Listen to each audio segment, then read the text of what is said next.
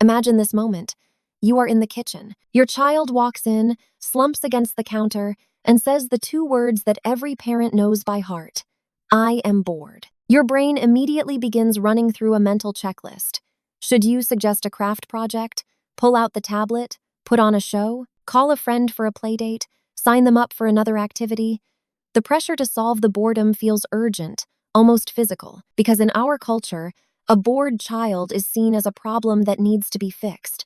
A bored child means you are not doing enough as a parent. A bored child means their brain is not being stimulated, not developing, not maximizing its potential, right?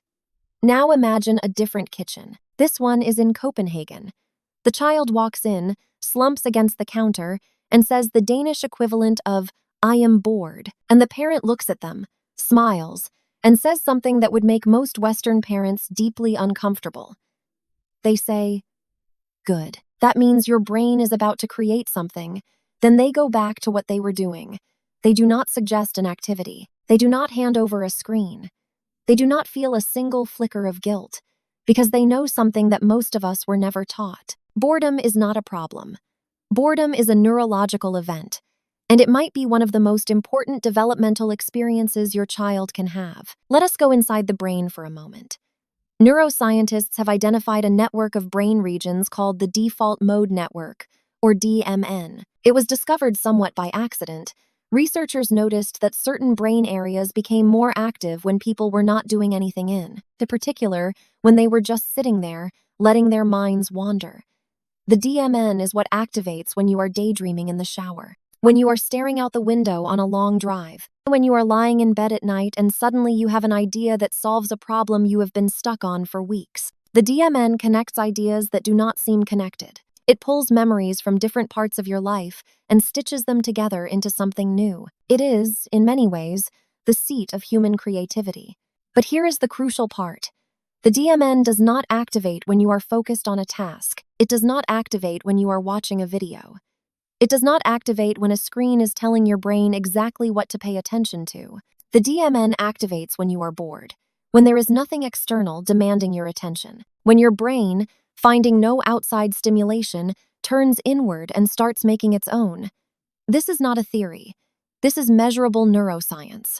Now, here is where the research gets genuinely surprising. In 2014, two psychologists at the University of Central Lancashire, Sandi Mann and Rebecca Cadman, designed an elegant experiment. They took one group of participants and gave them a boring task. For 20 minutes, they had to copy telephone numbers out of a phone book, a mind-numbing, repetitive task. Another group skipped the boring task and went straight to the creative challenge. The creative challenge was to come up with as many uses as possible for a pair of polystyrene cups. The group that had been bored first, the ones who had spent 20 minutes doing something completely unstimulating, generated significantly more creative ideas. Their brains, deprived of stimulation, had been forced to generate their own. But the researchers went further. They added a second condition. Some participants read a boring document before the creativity test, and even that passive, dull reading increased creativity. The pattern was clear. When the brain is not being entertained, it entertains itself, and the ideas it generates are more original, more divergent, and more creative than the ideas that come from a brain that has been constantly fed. Now contrast this with how most children in Western countries spend their days. School from 8 in the morning until 3 in the afternoon, then soccer practice, then piano lessons, then homework, then a carefully selected educational app on the tablet, then bedtime. Every minute is scheduled. Every gap is filled. The child never has to face 5 minutes of nothing. They never have to sit with the uncomfortable feeling of not knowing what to do next.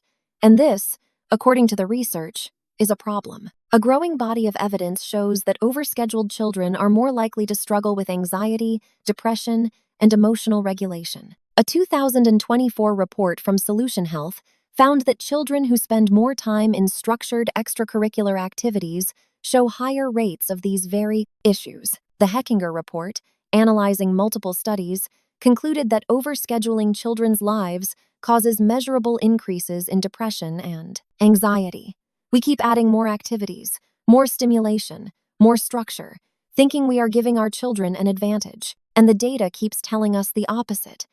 This is where the Nordic approach becomes not just interesting, but genuinely instructive. In Denmark, children get hours of unstructured free play every single day, not supervised play, not organized play. Play where adults step back and the children figure out what to do. Play where boredom is not a crisis, but a starting point. In Swedish preschools, teachers are trained not to fill every silence, not to solve every moment of uncertainty. When a child says they are bored, the response is not to provide an activity. The response is to wait, to trust, to let the child's brain do what human brains have been doing for hundreds of thousands of years, generate their own engagement with the world. This is not laziness. It is not neglect. It is an understanding, grounded in both neuroscience and generations of cultural practice, that a child who learns to navigate boredom is a child who is learning to navigate their own mind. They are learning that they are not dependent on external stimulation to be okay. They are learning to sit with discomfort and discover what comes out of it. They are learning the skill that every creative person, every innovator, every problem solver in human history has had to learn, the skill of letting the mind wander and trusting that it will find its way to something worthwhile. Think about what happens when a child is never allowed to be bored. They learn that the solution to discomfort is external, a screen, an adult, a structured activity, someone else's idea. They never develop the muscle of generating their own engagement. And then, when they are teenagers or young adults, and the structure falls away, and no one is scheduling their time, and the silence of an empty afternoon arrives, they do not know what to do with it. They reach for their phone. They scroll. They feel restless and anxious, and they do not understand why. They have never been taught that empty space is not something to fear, but something to use. The research on the default mode network reveals something even deeper. The DMN is not just about creativity. It is also involved in self-reflection, in understanding your own emotions, in making sense of your experiences, in forming your sense of who you are. When the DMN is active, you are not just generating ideas, you are processing your life. You are integrating what has happened to you into a coherent narrative. You are, in a very real way, becoming yourself. Children need this processing time just as much as adults do, probably more. They are forming their identities. They are learning who they are apart from what adults tell them to do. Boredom is not the absence of activity. It is the presence of space, and space is where growth happens. So here is the uncomfortable question for parents to sit with. When you rush to solve your child's boredom, whose need are you really meeting? Is it theirs, or is it yours?